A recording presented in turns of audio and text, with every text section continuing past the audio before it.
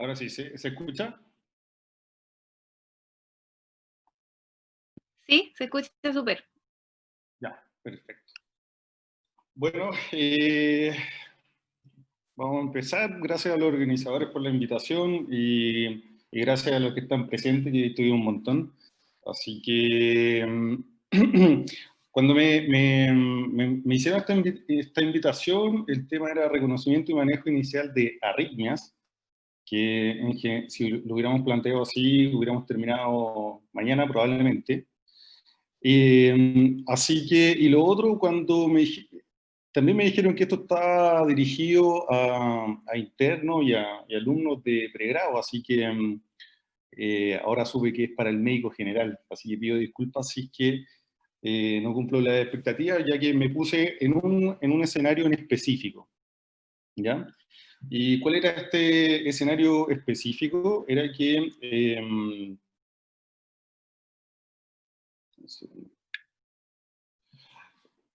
este escenario era específico era que nosotros todos cuando hemos salido de pregrado o estamos en el pregrado o incluso siendo ya teniendo mayor experiencia eh, y nos lanzamos a la realidad, a los servicios de urgencia, ya sea SAPU, SAR, como médico general, y vamos con nuestra mochila cargada de ilusión, ¿cierto? Preparado para el coronavirus.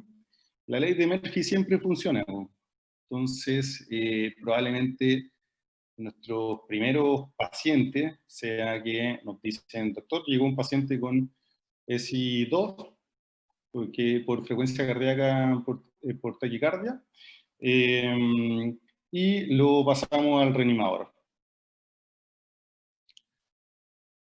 Y uno se asoma y de esta situación. Este es el reanimador del hospital regional, ¿ya? Así que probablemente ustedes se vayan a ver expuesto más que frecuentemente esta situación simulada. Y cuando veamos el monitor, veamos esto con ese ruidito que nos va a aparecer nuestro corazón. Y además, ¿cierto? Esto no va a salir de acá, ¿no? Hay algunas veces que nos van a preguntar, doctor, ¿qué hacemos? ¿Ya? Y este fue el escenario que me planteé para hacer la exposición, que me puse en el lugar de qué es lo que hubiera sido más útil para mí. Así que como alumno de pregrado y médico recién salido, nos armamos de valor.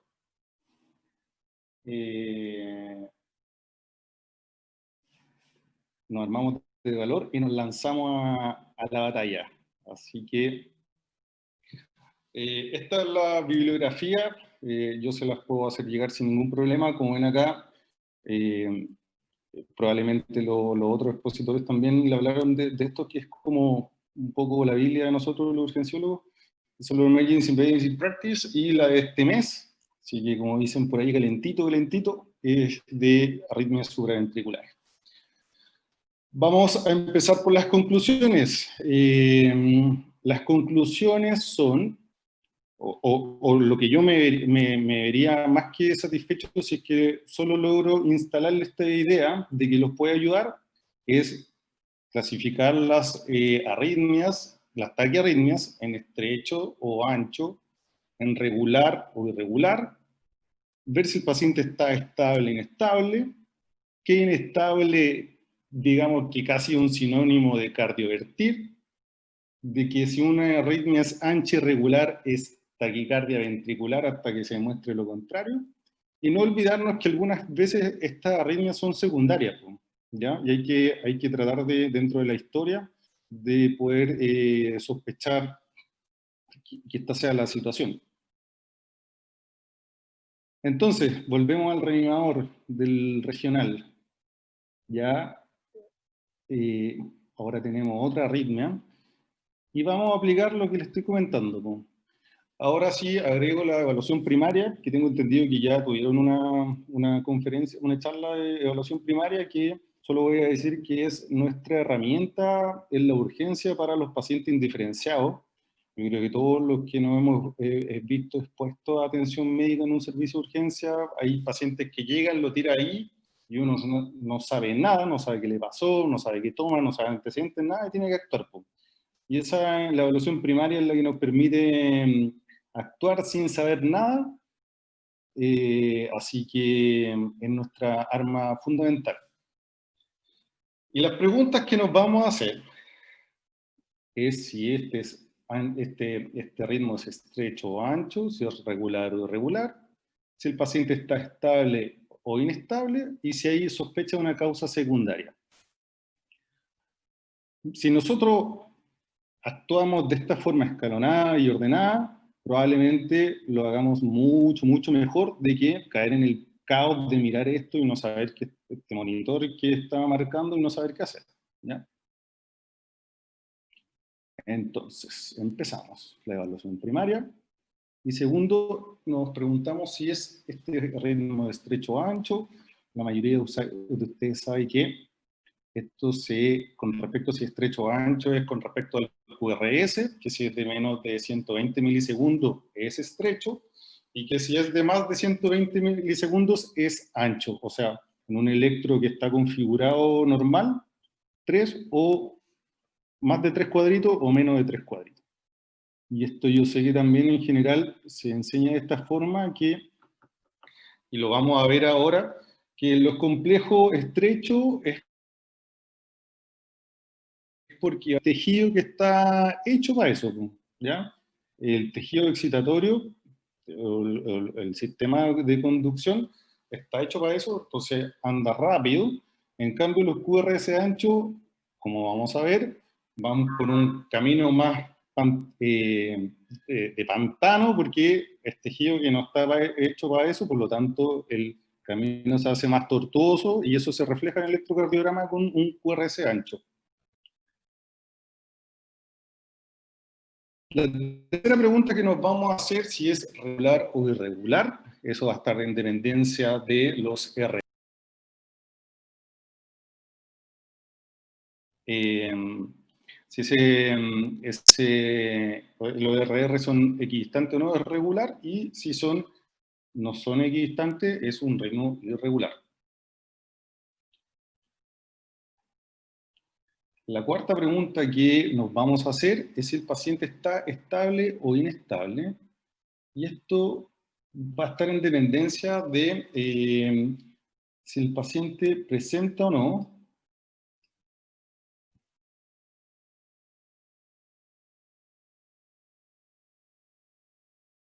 perdón, estaba viendo el chat que me pareció como el chat, pensé que había habido algún problema de conexión y no, creo que no. Bueno, la cuarta pregunta que nos hacemos es si el paciente está estable o inestable. Y estos están los criterios de la AJA, que los criterios de estabilidad o de inestabilidad son si el paciente tiene compromiso con conciencia, o tiene un dolor torácico de tipo anginoso, o tiene una insuficiencia cardíaca aguda, hipotensión arterial o shock, si tiene cualquiera de estos en un contexto de una taquicardia, y que no creamos que este compromiso es debido a otra cosa más que su taquicardia, el paciente está inestable, ¿cierto? Si no cumple ninguno de estos criterios, el paciente está estable. Y le insisto, nunca se nos olvide o ir a buscar dirigidamente si esto fue provocado por alguna otra cosa, ¿ya? Drogas, infarto, intoxicaciones, TEP, etc. Hay una gama casi inabarcable de patologías que pueden manifestarse como taquicardia, así que en el fondo hay que tener un contexto de, no sé, por ejemplo, si tiene una taquicardia de sinusal de 105 y el paciente está comprometido con conciencia, no es su taquicardia el problema, ¿ya? A eso me refiero con siempre estar atento con eso. Ahora, después de que nos hacemos estas 5 preguntas, armamos estos grupitos y vamos a ver en qué nos van a ayudar estos grupitos. Tenemos el grupo de estrecho regular, de estrecho irregular, de ancho regular y ancho irregular. Y cada uno de estos tiene unas patologías que yo puse, creo que las más frecuentes que nos podemos encontrar. 17 horas. En el fondo hay yo creo que con esto abarcamos el 95% de las veces, y el 5% siempre va a haber unas cosas que bien específicas y que siempre nos pueden arruinar este esquemita, pero yo creo que afortunadamente son las menos. Entonces, dentro de las estrechas regulares tenemos que pensar en una taquicardia sinusal, en una taquicardia supraventricular, en un flutter auricular, una taquicardia auricular y una taquicardia de la unión. Dentro de la estrecha irregular tenemos la taquicardia auricular multifocal, la FA. De las anchas irregulares tenemos la FA con aberrancia, la FA con preexcitación, la torsión de punta, y el ancho irregular, aquí vamos a dejar al tiro otro mensaje claro, que si es ancho irregular, primera, segunda, tercera, cuarta opción primero, taquicardia ventricular, y después otra cosa, ¿ya? Que no se nos olvide eso. Ahora, después más adelante le vamos a hablar un poquito más en específico. Entonces, ya de las 4 preguntas que nos hemos hecho, agrupamos nuestra arritmia en alguno de estos 4 y vimos si el paciente está inestable, ¿cierto? En caso de que el paciente cumpla con criterios de inestabilidad, es bien fácil, entre comillas. ¿Por qué? Porque todo eso se trata con electricidad, con cardioversión eléctrica. Así que, entre comillas, entre peor esté el paciente, es más fácil para nosotros. Bien entre comillas, ¿no? Así que, ¿por qué se los planteo de esta forma? Porque de que es fácil, porque si nosotros ya tenemos identificados los grupos, probablemente no tengamos el diagnóstico en específico, pero sabemos qué hay que hacer. Entonces, por ejemplo, si tenemos un ritmo estrecho y regular que está provocando una inestabilidad hemodinámica, vamos a pensar en una taquicardia supraventricular o en un flutter. Entonces, dependiendo de cuál sea nuestra sospecha diagnóstica, la cardioversión, estos son valores de Joule en bifásicos por si acaso, ¿ya? No quise ponerlo en monofásico porque en verdad nunca he visto un monitor monofásico y si es que y si es que lo tienen, el valor es el doble, ¿ya? No más que eso. Entonces, si tenemos un ritmo estrecho y regular, si estamos pensando que es una taquicardia supraventricular, probablemente empecemos, o sea, lo ideal sería empezar de la cardioversión con 50 Joule, pero si estamos pensando en un flutter, que se trata igual que las fibrilaciones, 120, ¿ok? Entonces, les insisto, no sabemos ni siquiera el diagnóstico es preciso, pero sabemos qué hay que hacer. Si el complejo es estrecho y regular, vamos a pensar principalmente en un flutter, perdón, en una fibrilación auricular, por lo tanto la cardioversión tiene que ser de 120 a 200 Joule.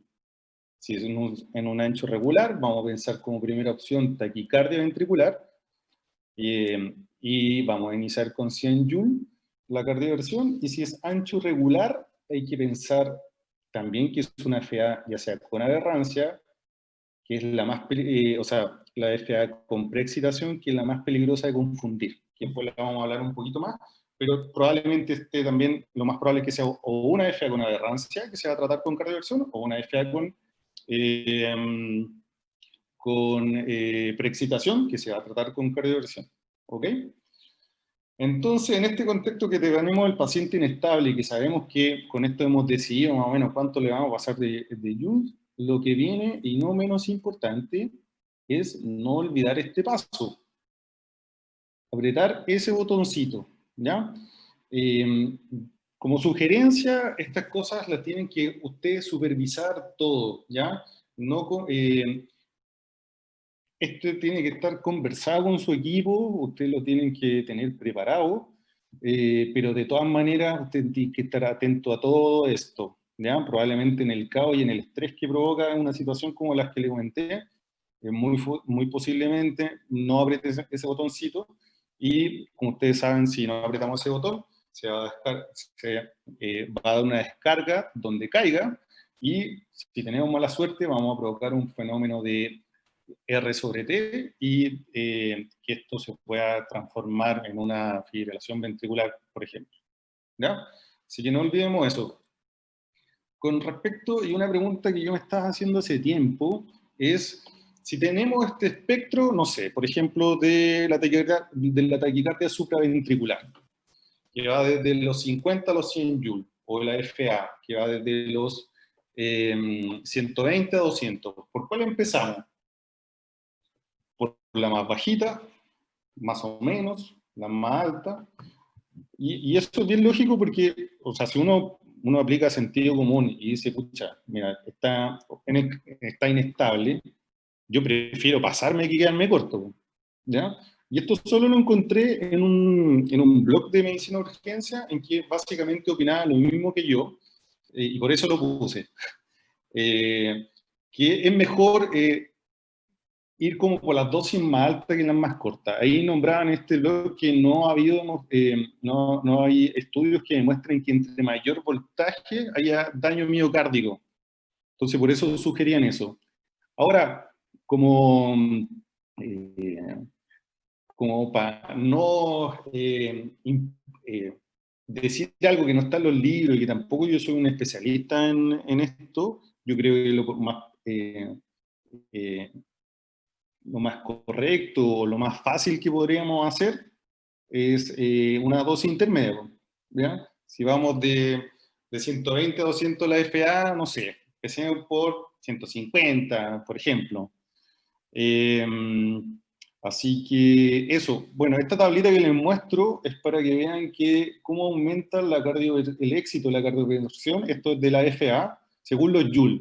Entonces, por eso, por ejemplo, 120 Joule, que como ven ahí, tiene un 85% de éxito, y 170, 94, yo creo que es mejor pasarle una sola vez 170 y no una vez 120 y la otra vez 200. ¿Ya?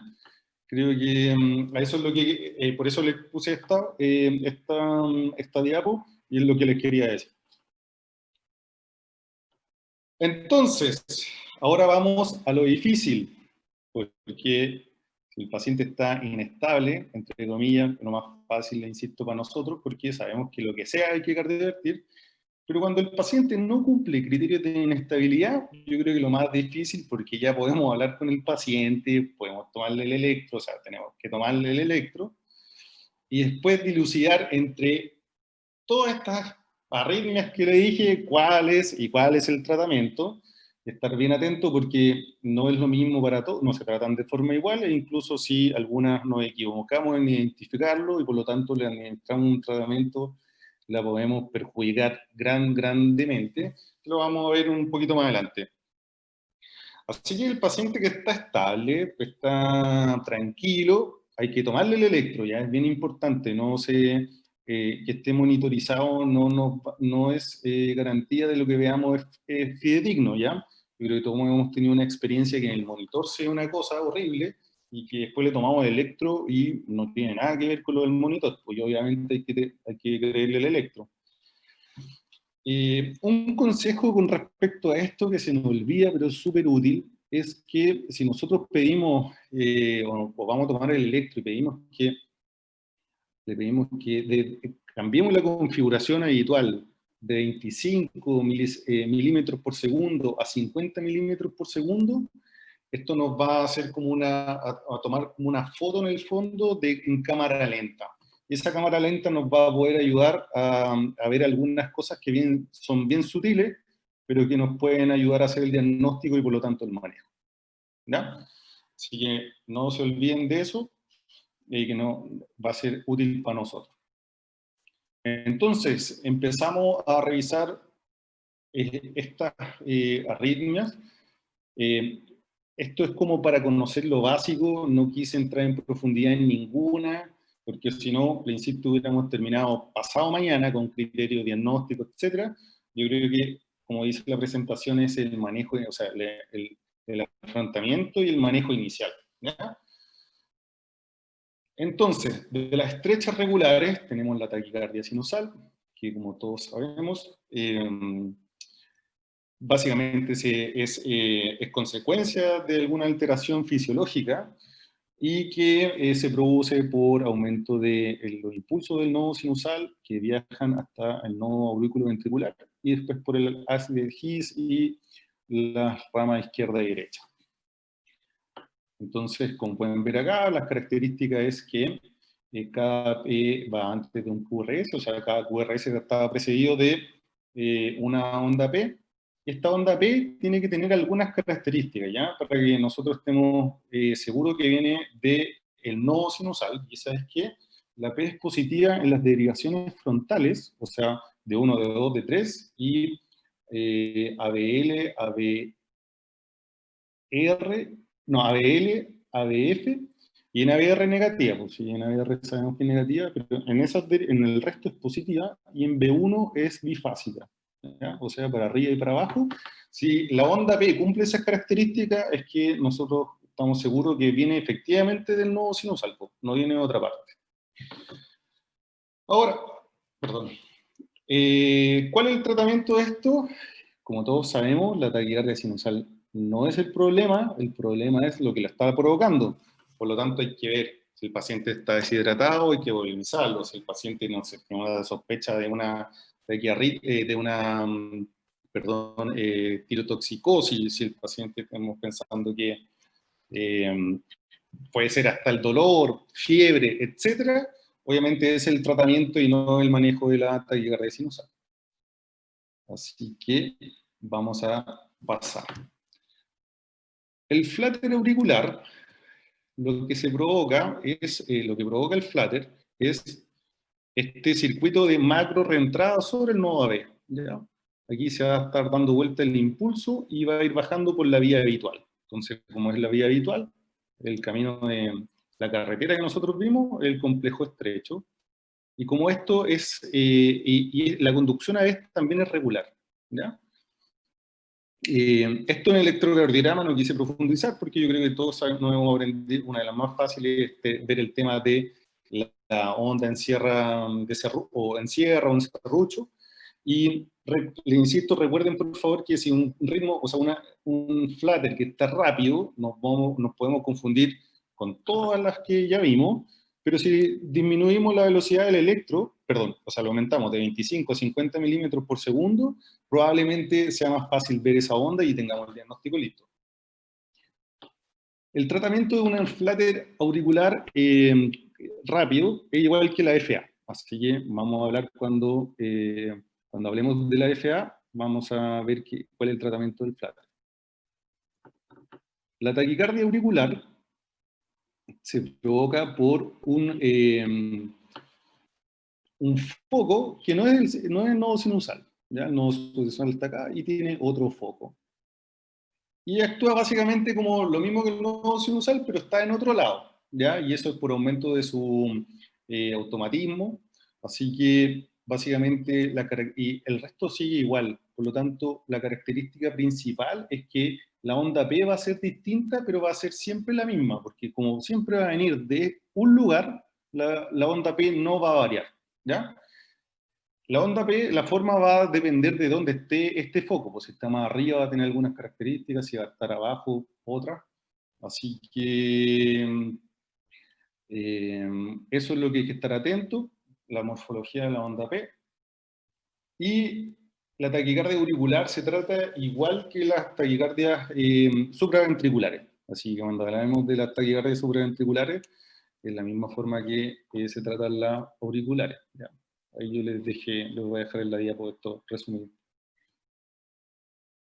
Las taquicardias de la unión son frecuentes en pacientes, sobre todo pediátricos, cardiooperados, y en algunas intoxicaciones. Lo que sucede es que este foco está entre la aurícula, en la unión entre la aurícula y el ventrículo, ¿ya? Y eso provoca que las P, como está bien abajo, y manda el impulso para arriba y para abajo, las P se ven negativas, ¿ya? Pero como para abajo se conduce por donde tiene que ir, o sea, por la carretera, va a ser onda o sea, un QRS estrecho. Y aquí, como vemos en el electro, como el foco es el mismo y está bajito, aquí vamos a tener ondas P negativas. ¿Ven? Que no cumple los criterios de sinusal, y eso quiere decir, pero tiene todos los QRS, están precedidos por una onda P, pero esta onda P es distinta porque no está acá, no está en el nodo sinusal, sino que está aquí abajito. ¿Ya?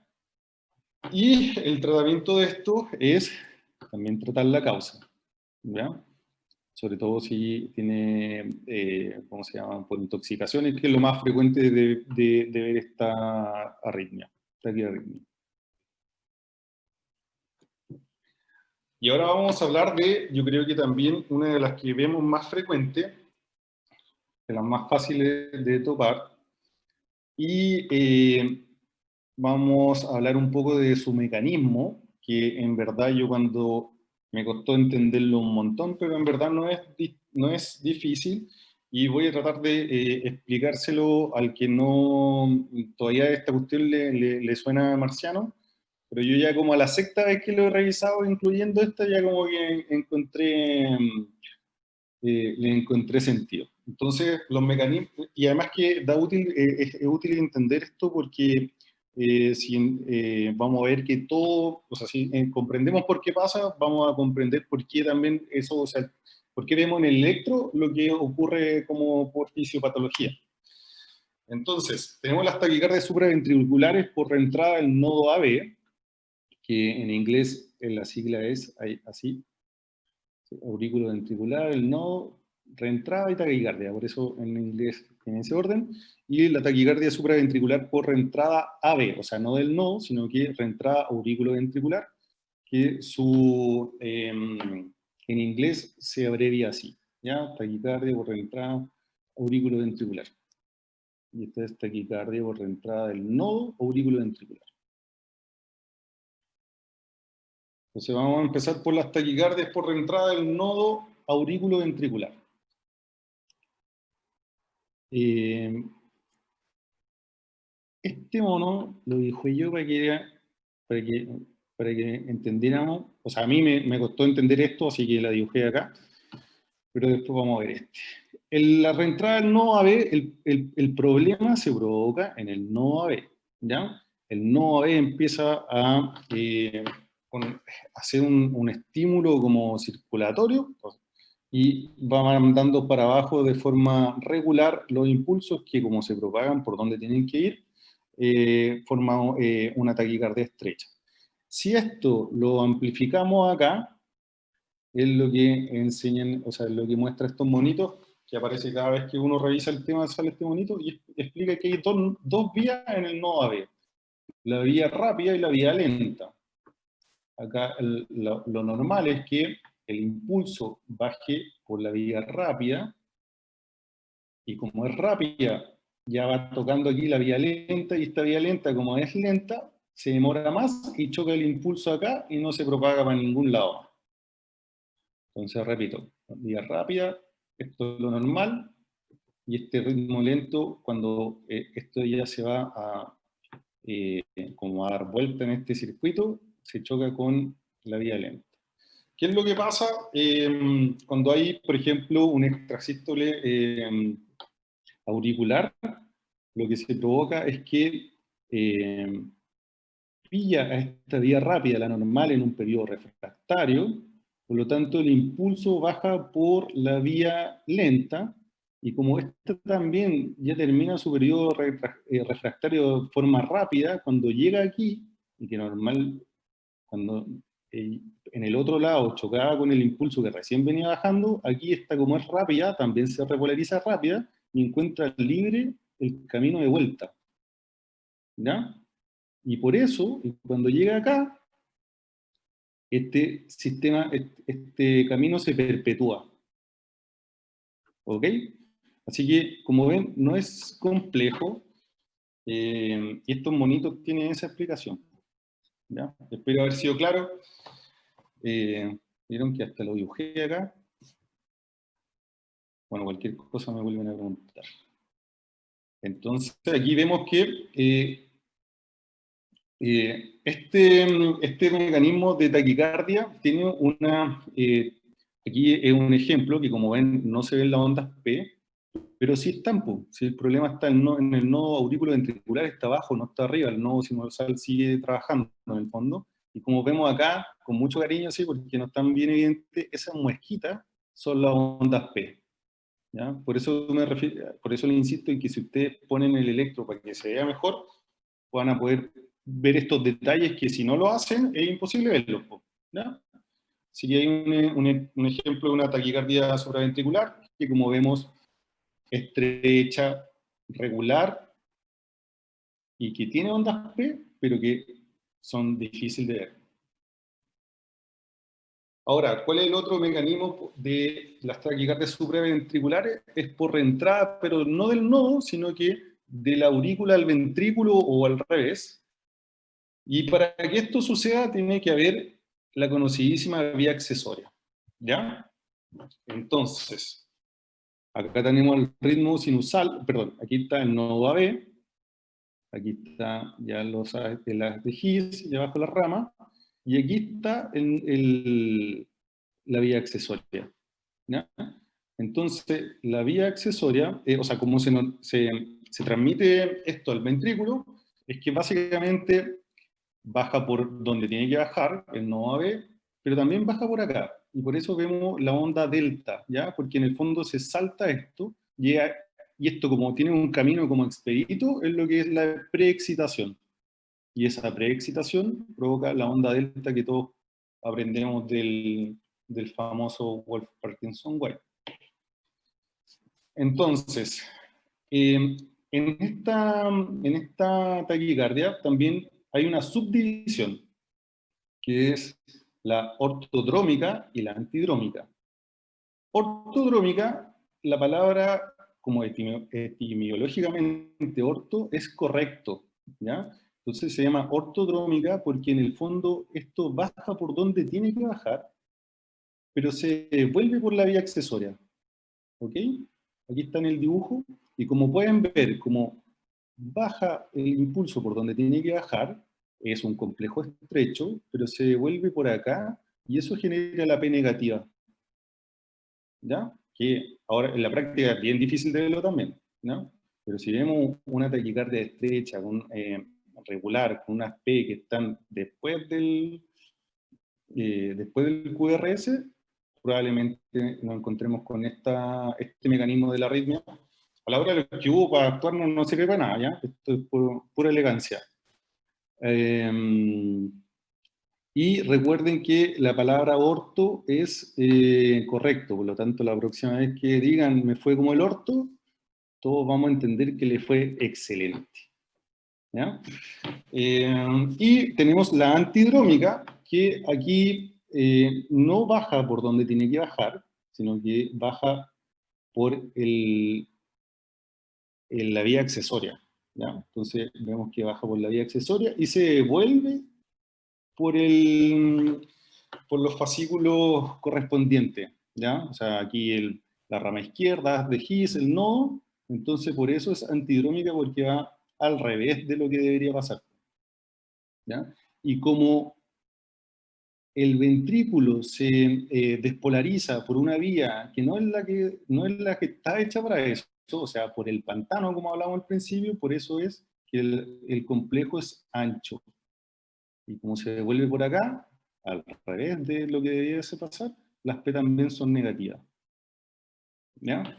Así que podemos tener taquicardias supraventriculares que se van a ver anchas en el electro, pero cuando lleguemos a ese grupito vamos a dejar algunas cosas claras, pero tienen que saber de todas maneras que es posible supraventriculares anchas, ¿ya? No, supraventricular no necesariamente implica eh, complejo estrecho. Entonces aquí, para finalizar esta idea, aquí pueden ver la transmisión ortodrómica, ¿ya? Que este circuito de reentrada baja por donde tiene que bajar y por eso es ortodrómica, y sube desde el ventrículo a la aurícula por el acceso, la vía accesoria, y la antidrómica es al revés, o sea, baja por ¿cómo se llama? Por la vía accesoria y se devuelve por la vía normal. ¿Ok? Y ahí se provoca este circuito de reentrada que va a provocar la taquicardia. No es difícil, no sé si fui claro en explicar, pero después lo conversamos en las preguntas.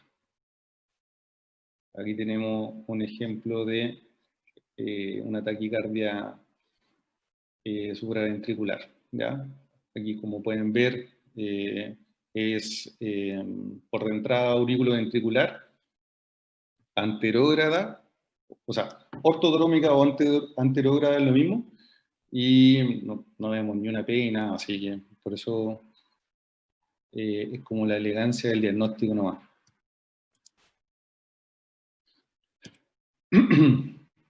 ¿Cómo tratamos una taquicardia supraventricular estable? Deme un segundito que ya me están haciendo preguntas, pues como... Vamos a detener un poquito porque para ver si voy a responder unas preguntas o sigo nomás. ¿Qué me dice la coordinadora? ¿Lo respondo al final? ¿Cómo quiere usted, doctor? ¿Sí? Ya, vamos a hablarla al final. Si no les queda claro al final, le volvemos a conversar. Entonces, vamos a hablar del tratamiento de las taquicardias supraventriculares estables, que lo primero son las maniobras vagales, la segunda es la adenosina, tercero, anticálcicos, cuarto, beta bloqueadores, y 5, y la mejor siempre, la cardioversión. Vamos a hablar sobre las maniobras vagales. Yo en verdad, al principio le tenía súper poca fe, nunca vi que resultara uno. Esta cosa de compresión, del seno cariotidio, etcétera, nunca me resultó. Pero una vez sí, y la vez que me ha resultado no fue esta, sino que son las que le voy a hablar en un segundito. Las maniobras vagales, la literatura dice que revierte la taquicardia en un 24%. ¿Ya? Ahí,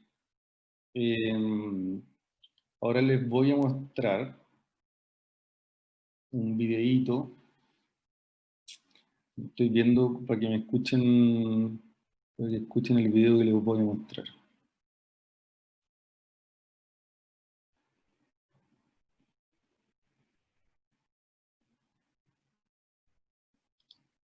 Creo que ahí deberían escuchar el video.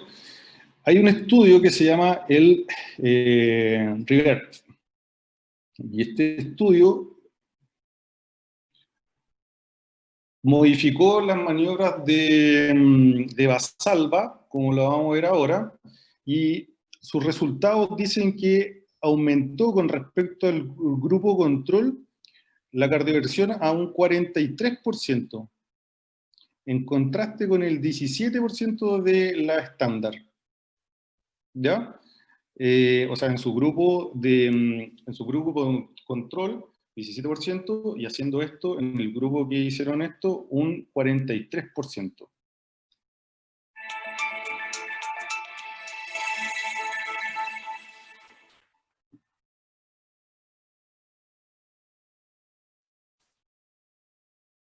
I'm Andy Applebaum. I'm the chief investigator for the REVERT study, and I'm also a consultant at the Royal Devon and Exeter Hospital in the southwest of England.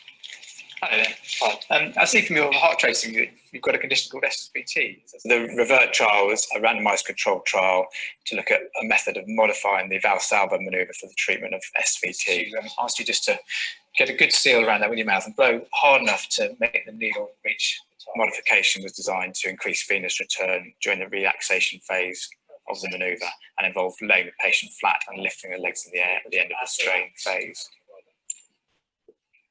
Overall, we found that patients that were randomized to the standard maneuver, only 17% of patients were cardioverted to sinus rhythm, whereas for the modified technique, 43% of patients returned to sinus rhythm.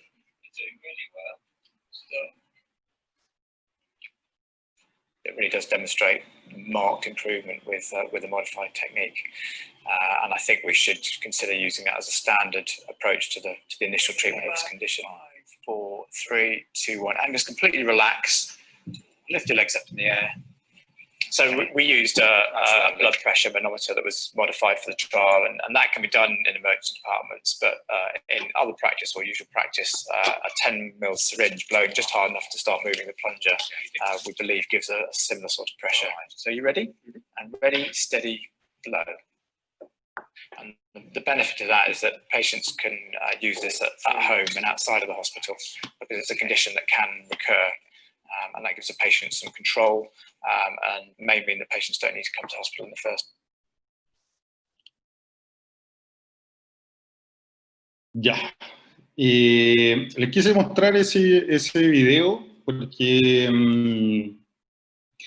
como escucharon,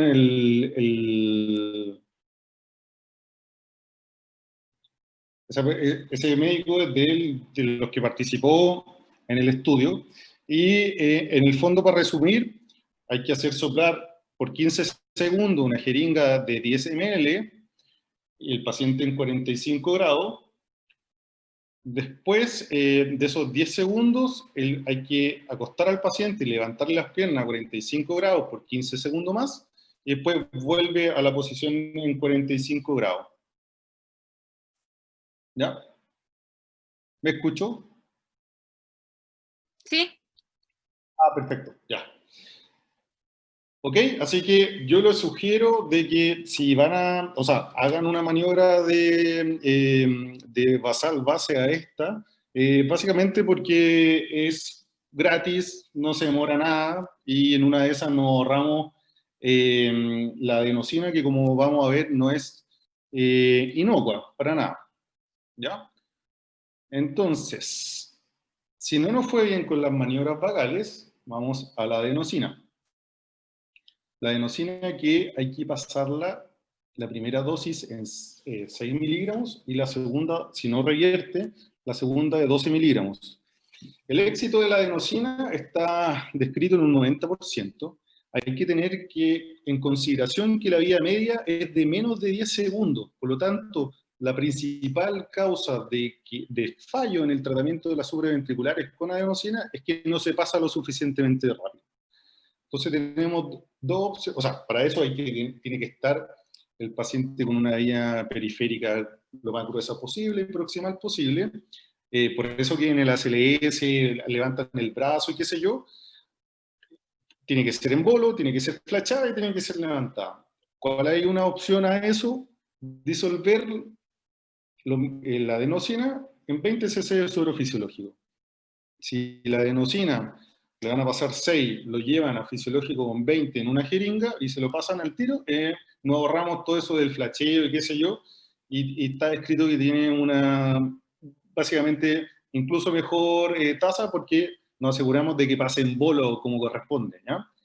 Insisto, la adenosina tiene que estar en menos de 10 segundos en el corazón para que se tenga efecto, porque si no, no va a tener.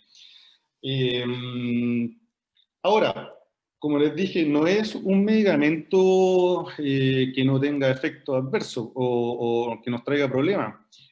Es proarrítmico, ¿ya? Por eso el paciente, cuando usamos la adenosina, tiene que estar monitorizado, tenemos que tener las cosas de vía aérea preparadas, el monitor preparado, el desfibrilador, porque pasa raras veces, pero puede pasar de que ese paciente haga una fibrilación ventricular o cualquier ritmo de paro, y hay que estar preparado para eso, ¿ya? Sí, por eso le insisto en que si lo pueden hacer las maniobras vagales, mejor, porque la adenosina no está exenta de riesgo. De hecho, también hay pacientes que son, o sea, que está escrita que puede provocar broncoespasmo en pacientes asmáticos o con EPOC, ¿ya? Así que ojo con la adenosina, estar preparado para lo que suceda, ¿ya? Si no nos va bien con la adenosina, y el paper que le voy a mandar de los EMP habla que hay hartos pacientes que el hecho de la adenosina pero antes que se me olvide, la adenosina hay que preparar al paciente también, hay que explicarle que se van a sentir pésimos, que se van a van a sentir que se mueran, que se van a morir por un par de segundos. Y eso mismo ha provocado que, por lo menos la literatura en Estados Unidos, habla de que hay varios pacientes que incluso tratan o consultan ya muy mal con taquicardias supraventriculares para que no les pongan adenosina. Y frente a eso hay algunos estudios con anticálcicos y beta bloqueadores, que los que han dado bastante bien. De hecho, con una casi, hay uno de beta bloqueadores de anticálcicos, en que no muestra inferioridad a la adenosina. Por lo tanto, en este paper dice que hay algunos médicos que están tratando con beta bloqueadores en este tipo de pacientes, con anticálcicos en este tipo de pacientes, que en verdad odian la adenosina.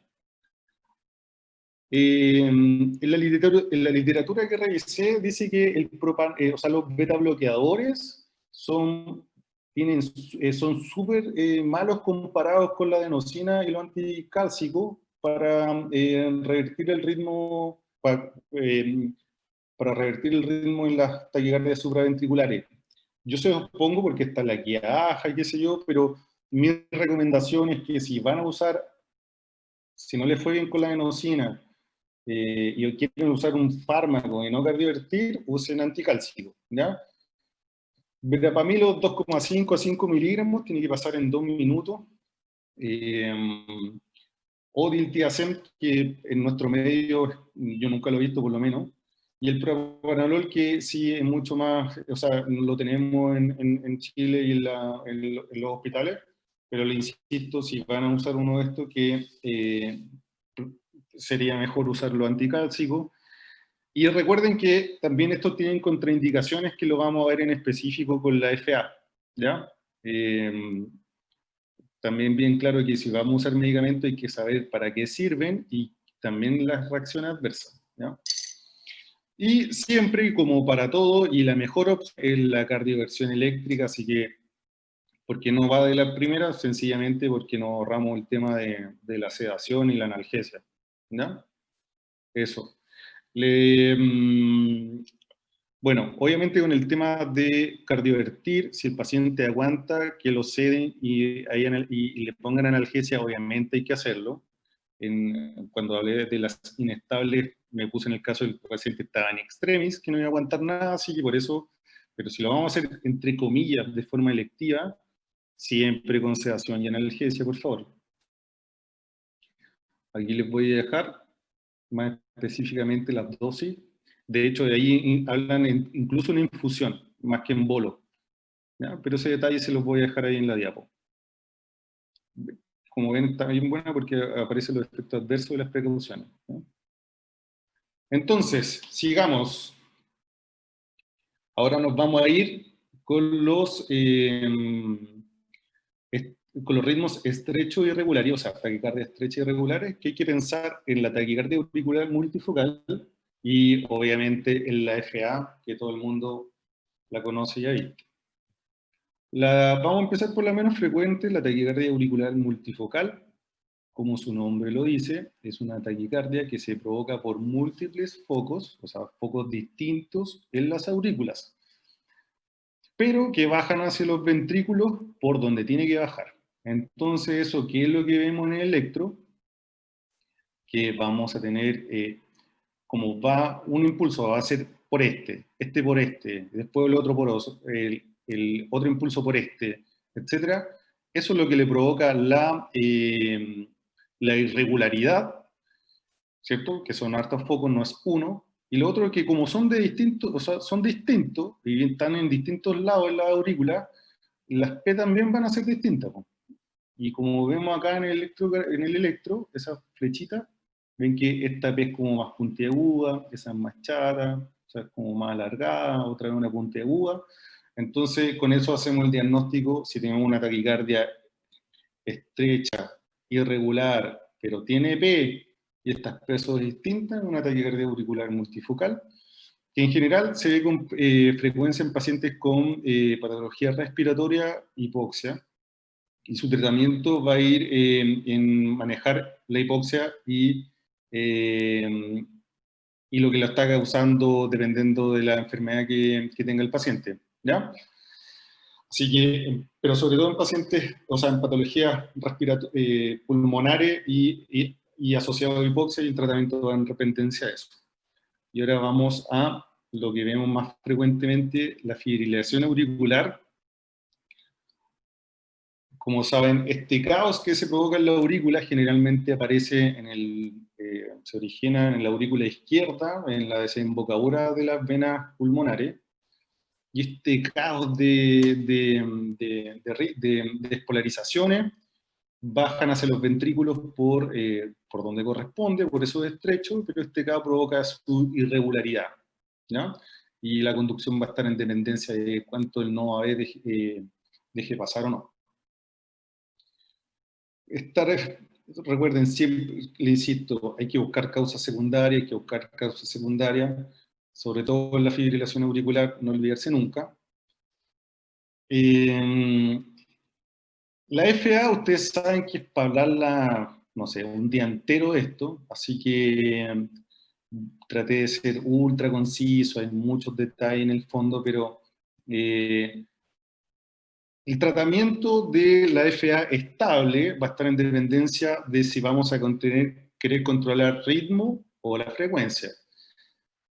Ustedes saben que el ritmo va también con... esta decisión en general va de la mano del tipo de paciente, sobre todo también de la hora de evolución de la FA, si tiene menos de 48 horas, más de 48 horas. Y hay un montón de decisiones extras para decidir si vamos a controlar ritmo o frecuencia.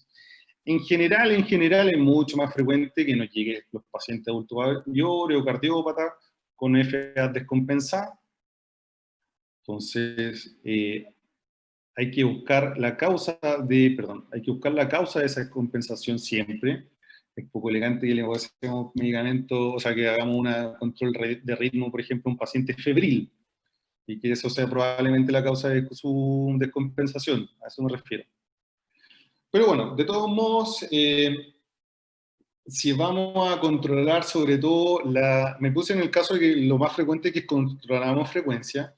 La primera respuesta es esa, vamos a controlar frecuencia. La segunda pregunta es, ¿el paciente está con una insuficiencia cardíaca descompensada? ¿El paciente está hipotenso? ¿El paciente tiene un bloqueo AB? ¿O el paciente es asmático o EPOC? Las primeras ya vimos que en este contexto no sería estable si estuviera con una insuficiencia cardíaca descompensada aguda o si estuviera hipotenso, ¿cierto? Tendremos que cardiovertir. Pero si el paciente además tiene un bloqueo, tiene una asma o EPOC, si la respuesta es no, las mejores opciones son los anticálcicos y los beta bloqueadores. Si la respuesta a estas preguntas es no, ¿ok? Que las dosis son iguales a las que ya vimos, por eso no las quise repetir. Ahora, si el paciente sí tiene alguna de estas circunstancias, vamos a tener que usar opciones que no son las óptimas, ¿ya? Como los digitálicos, la dioxina que está escrito en la literatura, que es lo que nosotros tenemos más a mano en la NATOCIO, es malo. ¿Por qué? Porque no es muy efectivo y a la vez se demora en hacer un efecto completo unas 4 horas por lo menos, ¿ya? Un efecto retardado. Igual que la miodarona. La miodarona en general anda mal también. Y tiene este efecto, este riesgo de que, como es, de poder cardiovertir el ritmo. Por ejemplo, si tenemos un paciente que tiene una FA más de 48 horas y le pasamos miodarona, existe el riesgo de que revierta esa FA, y al revertir esa FA, aumenta el riesgo de, si hubiera tenido un coágulo, de que saliera, ¿ya? Así que les insisto, recuerden que los riesgos o sea, ¿por qué nos preguntamos esto? Porque los betabloqueadores y los anticálcicos, en una insuficiencia cardíaca descompensada, los vamos a descompensar más, posiblemente lo vamos a choquear, igual que la hipotensión, los betabloqueadores y los anticálcicos van a bajar aún más esa presión. Los pacientes bloqueados también, o sea, aquí bloqueo de alto riesgo, sí, de auriculoventricular de grado 2 para arriba. Y los pacientes, el asma y EPOC es para los pacientes beta bloqueados, ¿ya? Yo los puse juntos para que no se nos olvide preguntarnos siempre estas cosas antes de pasar estos medicamentos, y si la respuesta es no, siempre es la mejor opción. Siempre tiene mucho mejor resultado que estos, ¿ya? Ahora, en muchos escenarios clínicos no nos queda más que esto, así que por eso los puse aquí abajito en el rincón, medio feo, pero hay que saberlos también.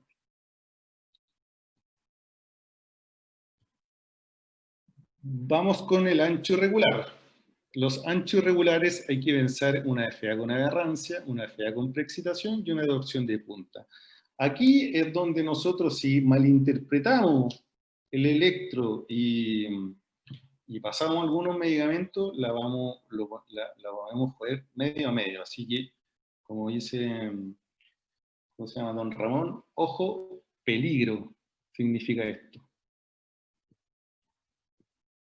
Entonces, ancho irregular, una FA con una aberrancia y una FA con... O sea, vamos a empezar con la FA.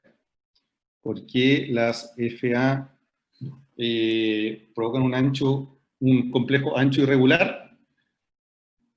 La FA con aberrancia, como vemos, este caos que está en la aurícula, sí va a bajar por donde corresponde, algunas van a pasar, otras no, etc. Y por eso su ritmo es irregular. Pero si a la vez tenemos, por ejemplo, un bloqueo de rama, que está aquí, un bloqueo de rama derecha, el impulso, o sea, la despolarización va a ser lo mismo que los bloqueos de rama. Pues. Entonces, se va a ir para acá y de aquí va a saltar para allá la despolarización. O sea, se va a ir por un camino pantanoso, no por la autopista. Entonces, si juntamos eso, juntamos que vamos a tener un ritmo irregular y a la vez ancho. Entonces, por eso una FA puede provocar un ritmo, una taquicardia ancha irregular. Aquí a la derecha, el mecanismo de la FA con preexcitación. La FA preexcitada va a provocar que este caos, van a bajar algunos impulsos, algunos sí, otros no, eso va a provocar que sea irregular, pero además algunos impulsos van a bajar por la vía accesoria. Y como este impulso se va a propagar por el ventrículo, por el pantano, va a ser ancha. Entonces, en este caso vamos a tener algunas que van a ir por acá, algunas veces que van a bajar en simultáneo y otras veces solo por la vía accesoria. Por lo tanto, vamos a tener QRS algunos de estrecho, algunos intermedios cuando bajan en forma simétrica y algunos anchos que son los que bajan por la vía accesoria y se propagan por el ventrículo, por el pantano, perdón. Entonces, por eso la FA puede provocar complejo ancho, por aberración o por preexcitación. Entonces, ¿cuál los va a diferenciar? ¿Cómo los vamos a diferenciar? Por esto. Como por acá, como tenemos estos ritmos, y como le expliqué, va a bajar por donde corresponde, pero aquí, como va a haber el bloqueo, va primero despolarizar el lado izquierdo y después el derecho, pero va a ser siempre lo mismo, ¿ya? Y como va a ser siempre lo mismo, vamos a tener que los complejos son prácticamente iguales. Si ustedes ven acá, tenemos un complejo irregular ancho, pero vemos que los complejos son iguales, ¿ya? Aquí vemos que este igual a S, igual a S, igual a S, acá también, que son irregulares, ¿sí? Pero si uno ve los complejos como tal, son prácticamente idénticos. Miren acá. Este igual a este igual a este, están a distintas velocidades, pero son idénticos. Por eso es que la FA con una aberrancia, o sea, por eso lo podemos distinguir a diferencia de la FA con preexcitada.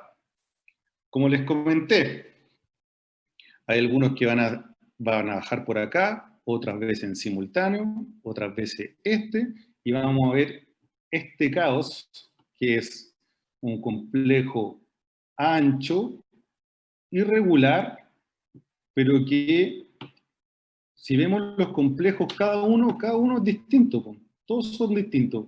Este no tiene nada que ver con este se parece sí un poco a ese, pero si lo comparamos con este nada que ver. Fíjense con el resto. Así que, de esta forma podemos identificar cuando es una FA preexcitada con una FA con aberrancia. ¿Y por qué es súper importante tener esto en consideración? Porque nosotros, yo creo que si no tenemos claridad en un ritmo ancho y regular, lo tratemos siempre como una FA preexcitada por esto. Porque miren, si nosotros le pasamos adenosina, beta bloqueadores, anticálcico o dioxina, o sea, manejamos una FA como cualquier otra, lo que podemos provocar es que estos, básicamente todos, cortan el, ¿cómo se llama?, el impulso a través del nodo, y esto va a favorecer que todos los impulsos bajen por la vía accesoria, y ahí queda la escoba, ¿ya? Entonces, si pasamos uno de estos, vamos a cortar acá, y vamos a obligar, entre comillas, a que los impulsos pasen por la vía accesoria al ventrículo, y eso te genera, tiene mucho riesgo de generar en fibrilación ventricular. Por lo tanto, su tratamiento es cardioversión eléctrica. ¿Ya? Le insisto, si usted no tiene, perdón, si usted tiene una FA con aberrancia y están segurísimos, lo pueden tratar con cualquier otra FA. Pero si no tienen esa seguridad y además están sospechando que pueden tener esto, no se arriesguen con medicamentos, cardioviertan y listo. ¿Ya? Lo sedan, le ponen analgesia y paletazo. Y la última de este grupo son la torsión de puntas, que aquí la vemos. Esto se provoca generalmente por un alargamiento del QT. Ese aumento del QT aumenta el riesgo de provocar un R sobre T, y se provoca esta arritmia que es bien característica de estos nodos, ¿cierto? Todo lo hemos aprendido que es un tipo de taquicardia ventricular polimorfa, pero que la característica es esta cosa de estas son iguales, después un nodo y otro complejo iguales, y así. ¿Cómo se trata esto? Se trata con magnesio, 2 gramos en 5 minutos. Eso vamos a cortar el QT, que es el problema que generó esto, ¿ya? Después, dependiendo, generalmente pueden necesitar marcapasos, pero bueno, el tratamiento en agudo es el magnesio. Ahora vamos al último grupo, que es el ancho regular. Aquí, como ven, un mensaje que ya le he entregado 3 veces: ancho regular, taquicardia ventricular, taquicardia ventricular, taquicardia ventricular, taquicardia ventricular, y después otra cosa. Aquí, para ser más específico, se los puse 8 veces antes que otras cosas. ¿Por qué? Porque el 80% de las taquicardias anchas regulares son taquicardia ventricular. ¿Ya? Entonces, como ven aquí, 1, 2, 3, 4, 5, 6, 7, 8. Las 8 primeras opciones de un ancho regular es TB, ¿ya? Como la que vemos acá. Perdón, me equivoqué. Ahí sí.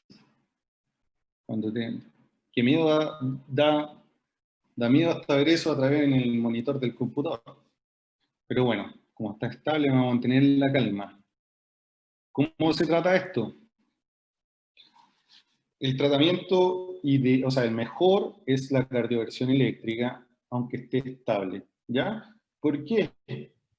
Porque el tratamiento farmacológico, sobre todo que nosotros tenemos más a mano, es la amiodarona y la lidocaína, que la literatura dice que es súper malo para cardiovertir farmacológicamente, que pueden ser útiles en el contexto de automatismo, por ejemplo, después de un infarto, pero el resto no. Por lo tanto, y estos medicamentos tampoco tienen tanta evidencia. La procainamida, yo creo que es súper, a nosotros, por lo menos acá en Antofagasta, no, en el hospital regional no tenemos. Yo cuando estuve en el Sotero del Río no teníamos, en la Católica nunca vi que usáramos esto, excepto en la sala de cardiología, en la UCO. Así que, si ven esto, yo creo que la mejor opción es la cardioversión, aunque sea estable. Lo sean, le pasan analgesia y lo cardiovierten, ¿ya?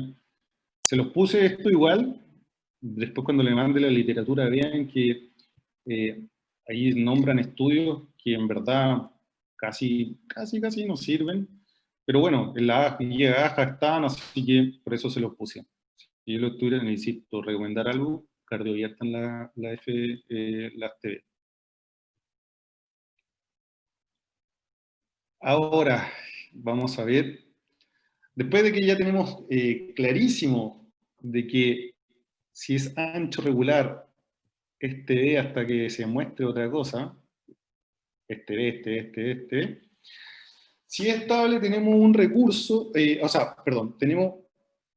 no hay que olvidar de todas maneras que cualquiera de estas que están arriba, que se generan arriba, pueden ser anchas.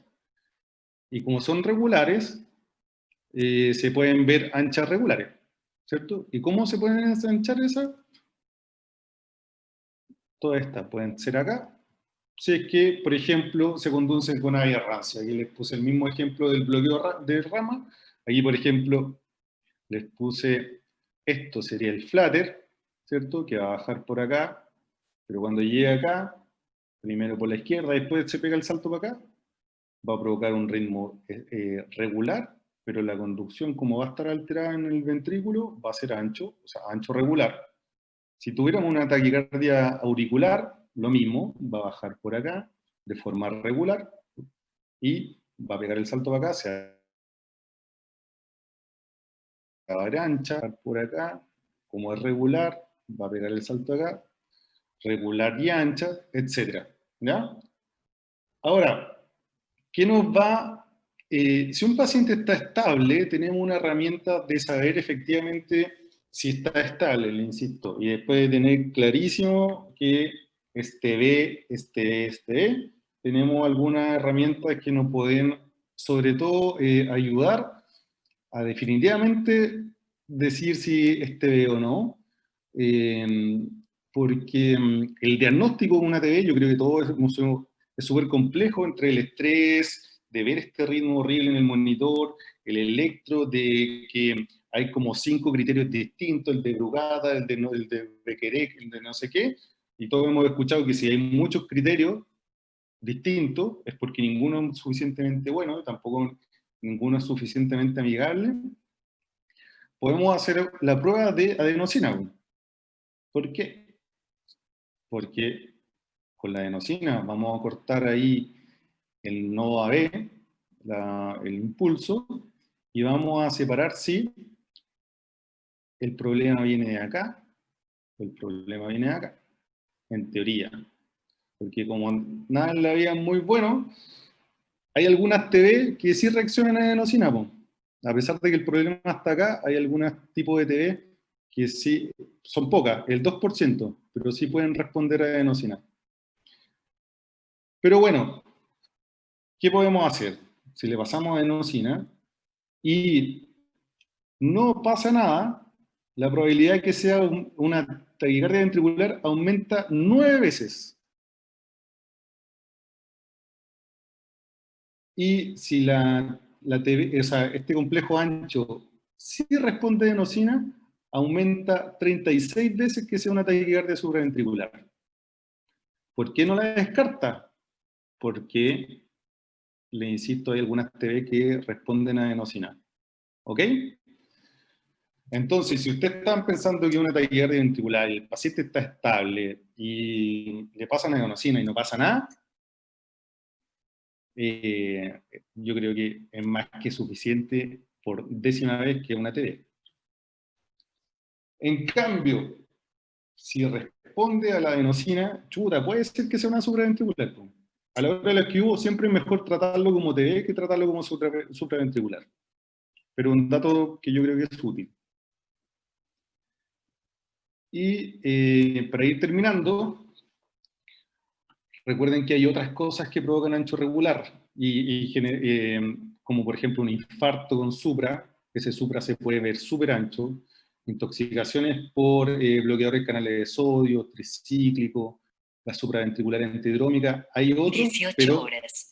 hay otras causas de complejo ancho regular, pero ya van, esto está en el contexto en que esté el paciente, pero le insisto por 18ª vez, te ve hasta que se demuestre lo contrario. ¿Ok? Así que para ir finalizando, si nosotros, a pesar de que vemos este ritmo que no sabemos si tiene P, no tiene P, no hacemos estas preguntas y nos ordenamos, vamos a tener un camino mucho más llano a efectivamente tratar bien esta arritmia por el bien del paciente, ¿no? Bueno, y también por el bien de nosotros, si no andamos con Doro, nunca nos van a felicitar. Así que conclusiones. Estrecho o ancho, regular o irregular, estable, inestable. Si inestable corresponde a es sinónimo de cardioversión eléctrica. Si ancho regular, prácticamente también sinónimo de taquicardia ventricular. Y nunca olvidar las causas secundarias. Siempre hay que estar atentos si qué es lo que provocó la arritmia, ¿ya? Así que eso, espero no haberlos lateado, traté de ser lo más conciso posible, un mundo gigante que podríamos haber estado hablando 5 horas de FA nomás, ¿ya?